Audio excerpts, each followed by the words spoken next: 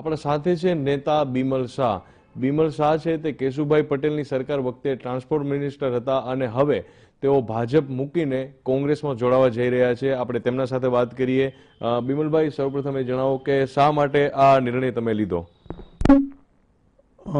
મેં ભારતીય જનતા પાર્ટીમાં જ્યારે કામગીરી શરૂઆત કરી હતી ત્યારે એક મિશન પાર્ટી તરીકેની શરૂઆત હતી.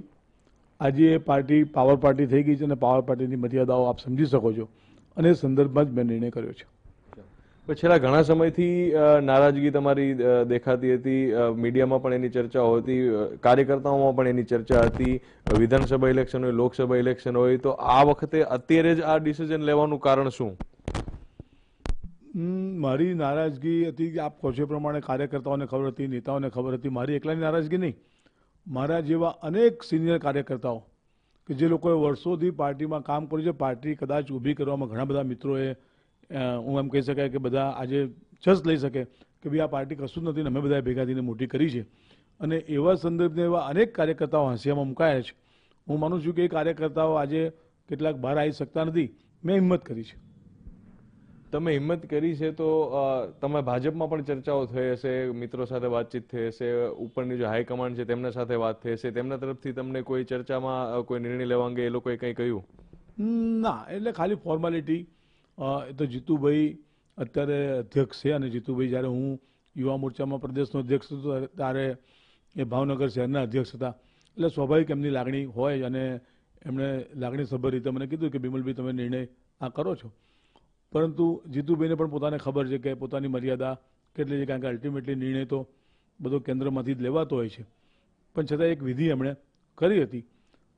આટલા પૂરતી વાત હતી. બાકી બીજા કોઈ સાથે ચર્ચા કરવાનો અવકાશ એટલા માટે નથી કે બધાને ખબર છે કે આ પાર્ટીમાં મારા જેવા અસંખ્ય કાર્યકર્તાઓ આજે તાલુકે જિલ્લે તમને કોઈ પણ કોર્પોરેશનનો વોર્ડ કે વિધાનસભાની સીટમાં જાઓ તો અસંખ્ય કાર્યકર્તાઓ હાંસિયામાં મુકાયેલા જૂના કાર્યકર્તા દેખાશે. હજુ ખરું મેં ખાલી હિંમત કરી, શરૂઆત કરી છે.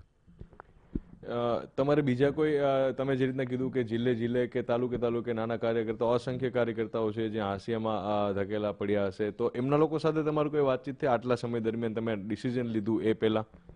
ના, એટલે મેં એક કોર્ડિનેશન કરીને બધાને સાથે લેવા માટેનો પ્રયત્ન કરવાના ભાગરૂપે નથી કર્યું. મેં અલ્ટિમેટલી મારો પોતાનો નિર્ણય કર્યો છે. મેં કહું આમાં કોઈ કે તો શરૂઆત કરવી જ જોઈએ.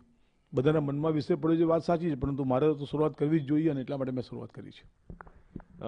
તમે વ્યક્તિગત કારણોસર સત્તા માટે થઈને કે પાવરમાં આવવા માટે થઈને ભાજપ છોડ્યું છે કે ખેડા માટે થઈને ભાજપ છોડ્યું છે? ભાજપ સત્તા કેટલા વર્ષોથી આવી અને અમે લોકોએ કામગીરી શરૂ કરી હતી બાળપણથી. જ્યારે જે વખતે અમે જનસંઘ કે ભાજપનું કામ શરૂ કર્યું હતું ને ત્યારે કોઈને કલ્પના નથી કે ભારતીય જનતા પાર્ટી આ સ્થિતિએ પહોંચશે. એટલે સત્તા માટે એ વખત તો કોંગ્રેસનો સિતારો હતો, એ વખતે કોંગ્રેસ જોઈન ના કરી દીધી હોત. પરંતુ અમે એ જ વખતથી ભારતીય જનતા પાર્ટીના કાર્યકર્તા તરીકે કામ કરતા હતા. એટલે સત્તા માટે કોઈ પાર્ટી ચેન્જ કરવી, પરંતુ આજે એટલું ચોક્કસ કે મેં તમને કીધું ને કે હવે આ મિશન પાર્ટી નથી થઈ, આ પાવર પાર્ટી થઈ ગઈ છે અને પાવર પાર્ટીની મર્યાદાઓ અનેક છે. સત્તાનું કે બાકીનું કેન્દ્રીકરણ પાર્ટીનું જે પ્રમાણે થયું છે હું સમજુ છું કે એનાથી પાર્ટીને નુકસાન થવાનું છે. અને હું એમ સમજુ છું કે કાર્યકર્તા તરીકે એક ખૂણામાં બેસીને કામ કરવું અને તમારું કોઈ મહત્વ ના હોય અથવા તો તમને એમ લાગતું હોય કે આ કામ કરવાથી પાર્ટીને બી આપણે ફાયદો કરી શકતા નથી અને વ્યક્તિગત રીતે સંતોષ થતો ના હોય કામનો, તો બીજો વિચાર કરવો જોઈએ, એટલા માટે કર્યો છે. એનો મતલબ એવું કઈ કરી શકાય કે તમને એવું લાગતું હતું કે તમને સાઇડલાઇન કરી દેવાયા છે, તમને કોઈ કામ મહત્વનું નથી આપવામાં આવતું?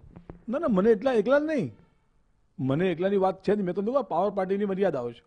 મને અસંખ્ય કાર્યકર્તાઓ એવા બેઠા છે કે જે લોકો કામ કરવા વાળા શક્તિમાન છે, અત્યાર સુધી એ લોકોએ કામ કર્યું છે અને છતાં એમની કિંમત થતી નથી. હમણાં તમે 4 દિવસ પહેલાં આઈ વોઝ રિયલી સરપ્રાઇઝ, નીતિનભાઈને તમે જોયા નહીં. હેલ્થ મિનિસ્ટર પોતે હોય છતાં એમનું કાર્ડમાં ના હોય અને સ્ટેન્ડિંગ કમિટી ચેરમેન એમ કે અમને આ બધો નિર્ણય પીઓમાંથી થાય છે. એટલે હવે આમાં બીજું કશું બોલવાનું રહેતું, આટલામાં ઇન્વર્ટેડ કોમામાં બધું આવી જાય છે. છેલ્લે ઘણા બધા લોકો પાર્ટી બદલી અને એવા બધા પ્રયત્નો થયા અને ઘણા લોકો જોડાયા પણ ખરા કોંગ્રેસમાંથી ભાજપમાં કે ભાજપમાંથી કોંગ્રેસમાં. ઇલેક્શન વખતે ખાસ એવું થયું હતું અને ઘણા લોકો પદ માટે થઈને ઘણા લોકો ડીલ કરીને ગયા હતા. તમે કોંગ્રેસમાં જઈ રહ્યા છો તો તમારે એ બાબતે કોઈ ચર્ચા